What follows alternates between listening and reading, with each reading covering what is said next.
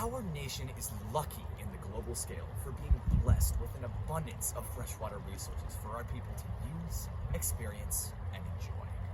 The water in our country is used for any number of useful things. As individuals, we use water for drinking, cooking, bathing, watering plants, and providing fun experiences for our families and children, to name a few. As a society, we use our water resources for agriculture, infrastructure, and energy. Despite its overwhelming use in all aspects of society, water is a scarce resource. I think when you compare it to the amount of water on Earth, clean fresh water is one of the rarest, most valuable things. Water resources are under threat from more than just common use. Global warming and the impacts of climate change are threatening our nation's water supply as a whole. Despite how important water is to society, our sources are under threat from corporate extraction, all to produce one single product: single-use plastic water bottles.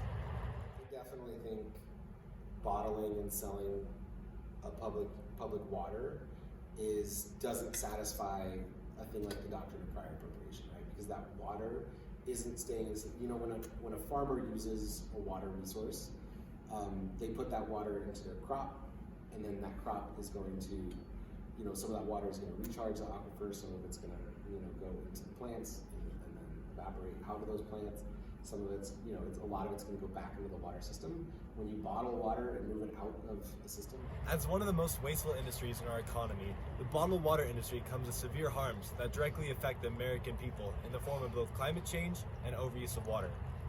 According to data gathered by the Hope NGO, in 2017, Nestle pumped more than 130 million gallons of water a year, about 4.8 million bottles of water a day, from wells in northwestern Michigan. Every year, more and more of our water resources are being drained for corporate profits, and Americans are not happy.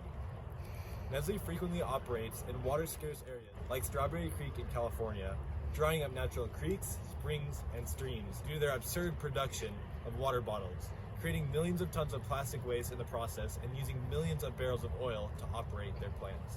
Additionally, disinvestments feel intentional when there is a pattern of scarce resources in Black cities. Corporations are profiting off of a product that no one can survive without. Peter Brabeck-Letmat, the former CEO of Nestle, said in a documentary in 2005 that water as a public right is a, quote, extreme solution, and that water should have a market value. According to GoGreen.org, bottles require 3 times the amount of water to produce than they provide, and that water becomes unusable due to its exposure to chemicals during the production process. Our responsibility, I think, to the area and to where we live is to make sure that fresh water is flowing through our ecosystems in the Treasure Valley. Because without it, it's like taking the blood out of an organ. In order to solve the problems of corporate water extraction, both of us here today call for an all-out ban on the corporate production of single-use plastic water bottles and a reallocation of funding to solve water access issues at their source. By doing this, we will not only be putting a stop to the absurd amount of extraction being done by these companies, but we will be preventing millions of tons of waste from being produced. According to sustainability expert Bruno Sarda, companies must double down to reduce their negative impact on water. As governments move to ensure the needs of their citizens and natural environments are met, businesses are learning to do more with less. To become resilient in the face of growing water scarcity, companies must reduce overall withdrawals.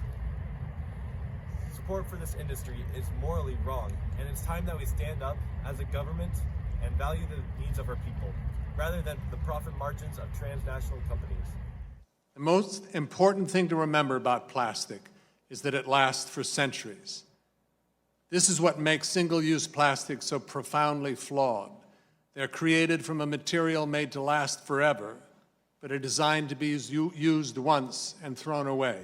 While dissenters will argue that corporations will be inequitably harmed by these policies and that our nation will lose a vital resource for disaster relief, the best way to prevent climate disasters and establish equal water access for everyone is to fix the problems at their source, a goal which can be accomplished through purposeful government regulation.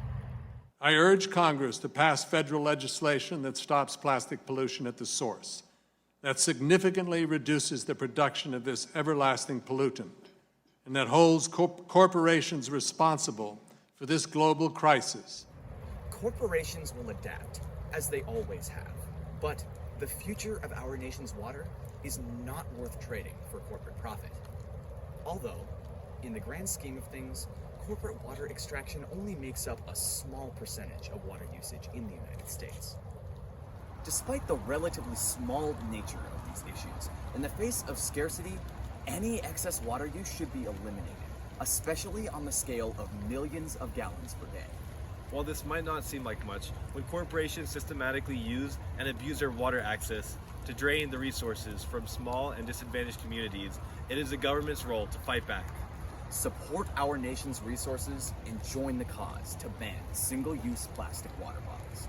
I'm Representative Sam Clayman. I'm Representative Grant Jocelyn, And we approve this message.